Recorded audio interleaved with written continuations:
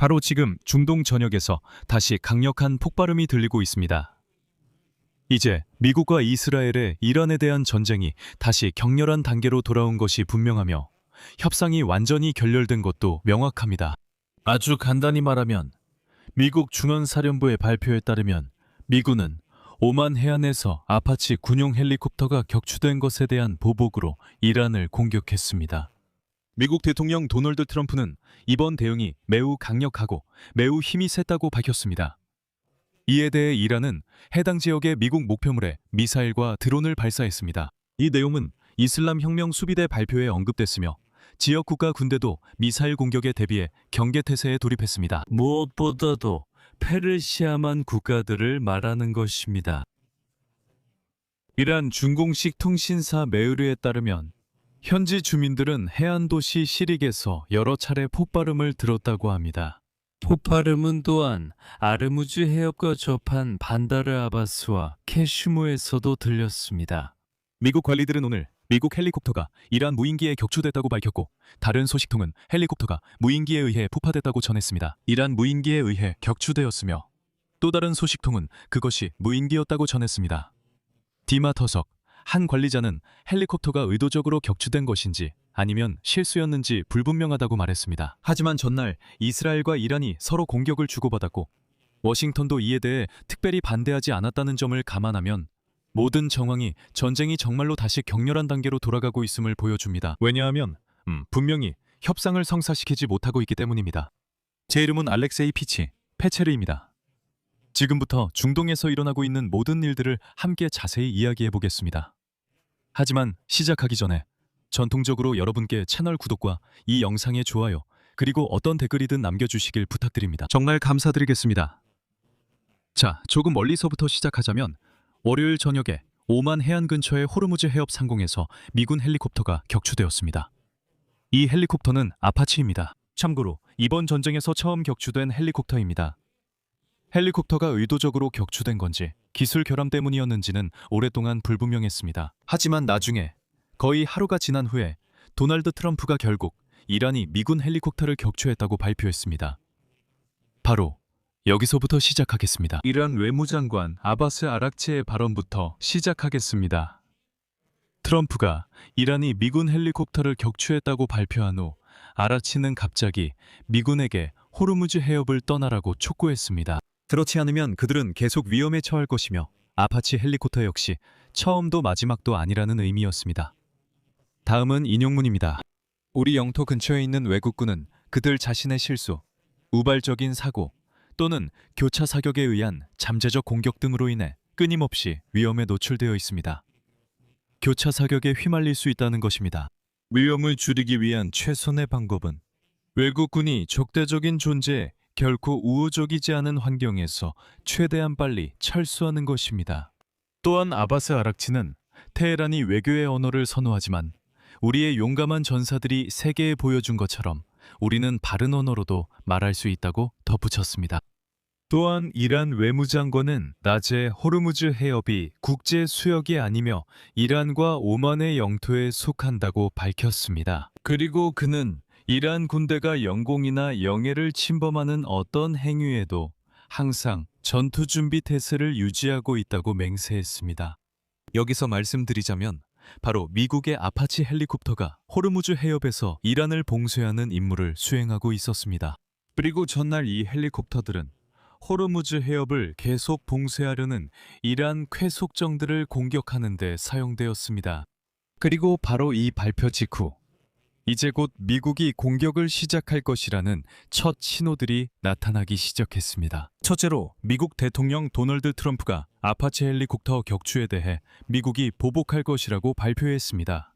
그리고 둘째로 미국 부통령 JJD 벤스가 미국 대통령 행정부가 이란과의 합의에 매우 가까워졌다고 밝혔지만 실제로 얼마나 가까운지는 시간이 지나면 알 수 있을 것이라고 말했습니다. 이제 JJD 벤스의 매우 이상한 발언을 인용하겠습니다. 들어보세요. 저는 합의가 다음 주에 이루어질 수도 있다고 생각하지만 몇 달 후에 이루어질 수도 있다고 생각합니다. 지금서는 우리가 미국 경제에 이익이 되고 이란 핵 프로그램 문제를 실제로 해결할 수 있는 합의를 이룰 수 있을 것이라고 느낍니다. 지금뿐만 아니라 도널드 트럼프가 대통령인 동안뿐만 아니라 장기적으로도 제 아이들이 어른이 되었을 때 이란이 핵무기를 갖지 않을 것이라고 말할 수 있도록 해야 합니다. 이것이 정책의 목표이며 우리는 목표 달성에 가까워졌다고 생각합니다. 하지만 아직 해야 할 일이 남아있고 우리는 계속해서 그 일을 해나갈 것입니다. 당신은 곧이라고 말씀하셨는데 얼마나 빨리 중간선거 이전에 합의가 이루어질 수 있을까요? 물론입니다. 아니요. 저는 우리가 중간선거 이전에 많은 것을 알게 될 것이라고 생각합니다. 들어보세요. 저는 합의가 다음 주에 이루어질 수도 있다고 생각하지만 몇 달 후에 이루어질 수도 있습니다. 이란인들이 트럼프 대통령을 속인다고 생각하세요? 저는 그렇게 생각하지 않습니다. 다시 말하지만 그들의 시스템은 합의에 오래 걸립니다. 사람들은 저에게 이란인을 신뢰하냐고 묻습니다. 대통령은 이에 대해 이렇게 대답합니다. 나는 아무도 믿지 않는다. 나는 아무도 믿지 않는다. 나는 오직 내 협상 능력만을 믿는다. 저는 우리 행정부의 협상 능력을 믿고 우리가 도입할 감시 조치들을 신뢰합니다. 그리고 바로 JJD 벤스의 생방송 발언이 나온 지 불과 1시간 만에 미국 중부사령부는 이란에 대한 공습을 시작한다고 발표했습니다. 보도에 따르면 공습은 동부 표준시로 오후 5시에 시작되었으며 이는 어제 오만 해안에서 미육군 아파치 헬리콥터가 격추된 것에 대한 대응이라고 합니다. 사령부는 이번 공격을 자기 방어를 위한 공습이라고 설명했습니다. 미국 대변인은 이번 새로운 공습이 경고성 조치임을 강조했습니다. 이란을 겨냥했으며 미국은 이 공격이 전쟁 종식 협상에 방해되지 않을 것이라 봅니다. 중앙사령부는 이번 공격을 정당하지 않은 이란의 공격에 대한 비례적 대응이라고 평가했습니다. 또한 최초의 공격은 아르무츠 해협 지역에 있는 이란의 방공 시스템과 레이더 기지에 가해졌다고 전해졌습니다. 또한 추가적인 공격도 예상되고 있습니다. 미국 헬기 격추 상황을 잘 아는 소식통에 따르면 바로 이란의 무인기 샤헤트가 월요일에 그 헬기를 격추시켰다고 전했습니다. 하지만 이 문제를 확실히 파악하기 위해 거의 하루를 기다렸고 트럼프는 이란에 대한 공격 명령을 준비하고 있었습니다. 도널드 트럼프 대통령의 발표에 따르면 헬기 조종사 2명은 다치지 않았고 미국의 무인 구조정이 그들을 구출했다고 합니다. 미국과 아랍에미리트, 사우디아라비아 등 다른 참가국들이 사용하는 아파치 공격 헬리콥터는 30mm 자동포와 비교적 저렴한 미사일로 무장되어 있습니다. 이로 인해 이 헬리콥터들은 이번 분쟁에서 이란의 무인기에 대응하는 가치 있고 경제적인 수단이 되었습니다. 조금 뒤에 이란의 메아르 통신사는 실제로 여러 차례 폭발음이 들렸다고 보도했습니다. 특히 폭발음은 반다르 아바스와 캐셈 섬에서 들렸는데 이 두 곳은 호르무즈 해협에 위치해 있습니다.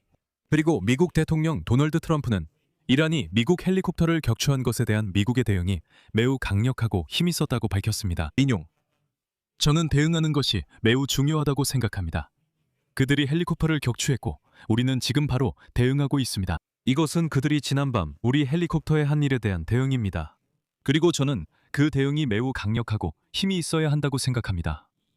실제로도 그렇습니다. 그리고 바로 그 후에 이란은 어떤 공격도 그냥 넘어가지 않겠다고 발표했습니다. 그리고 즉시 이란은 미국의 지역 내 목표물에 미사일과 드론을 발사했습니다. 이 사실은 이슬람 혁명 수비대가 발표했습니다. 이 성명은 미국이 헬리콥터 격추에 대한 보복 공격을 이란에 가했다고 발표한 후에 나왔습니다. 실제로 이란의 시리과 미나부 도시 그리고 캐슘 섬에서 폭발음이 들렸다는 사실이 확인되었습니다. 미나부 주지사는 이후 발표에서 도시 자체에 대한 공격 보고는 없었다고 밝혔습니다.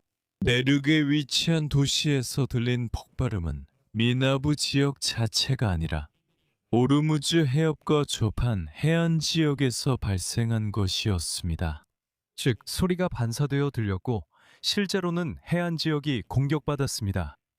아, 그렇군요. 그리고 그 후에 이란 외무장관 아바스 아라치가 미국의 어떤 공격도 그냥 넘어가지 않을 것이라고 밝혔습니다.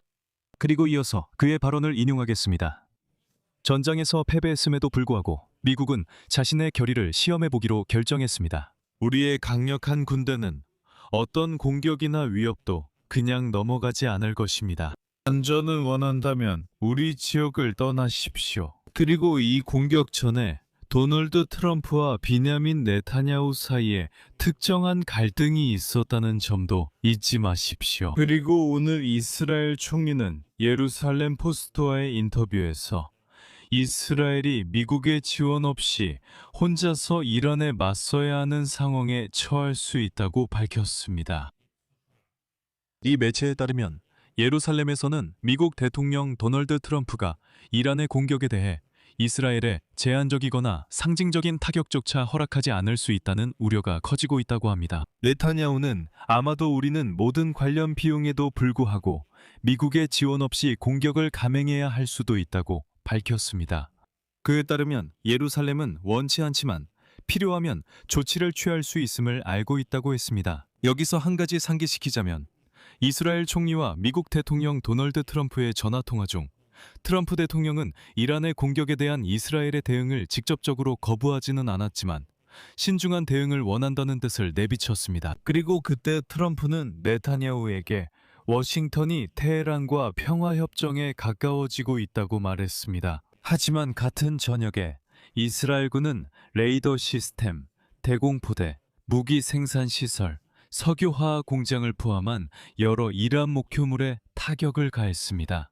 이것은 이스라엘 북부에 대한 로켓 공격에 대한 예루살렘의 대응이었으며 이는 미국과 테헤란 간의 평화협정에 또 다른 장애물이 되었습니다. 하지만 여기서 중요한 점은 보도에 따르면 이스라엘군이 약 50대의 전투기가 동원되는 이란에 대한 훨씬 더 강력한 공격을 계획했던 것으로 알려졌다는 것입니다. 하지만 트럼프와 네타냐후의 대화 이후 규모가 축소되었습니다.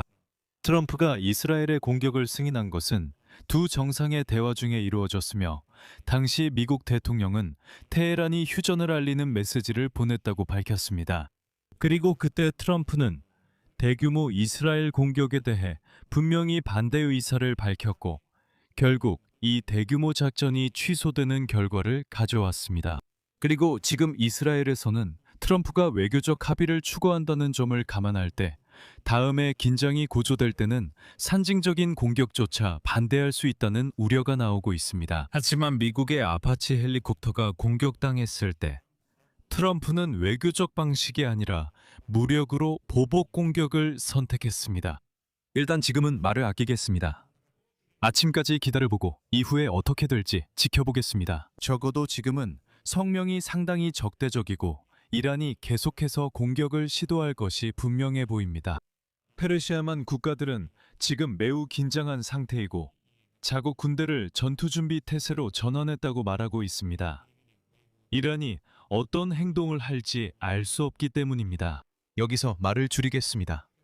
여러분의 의견과 생각을 이 영상 아래 댓글로 남겨주세요. 채널 구독과 알림 설정 그리고 좋아요도 잊지 마세요. 오늘은 여기까지입니다. 모두 건강 조심하시고 안녕히 계세요.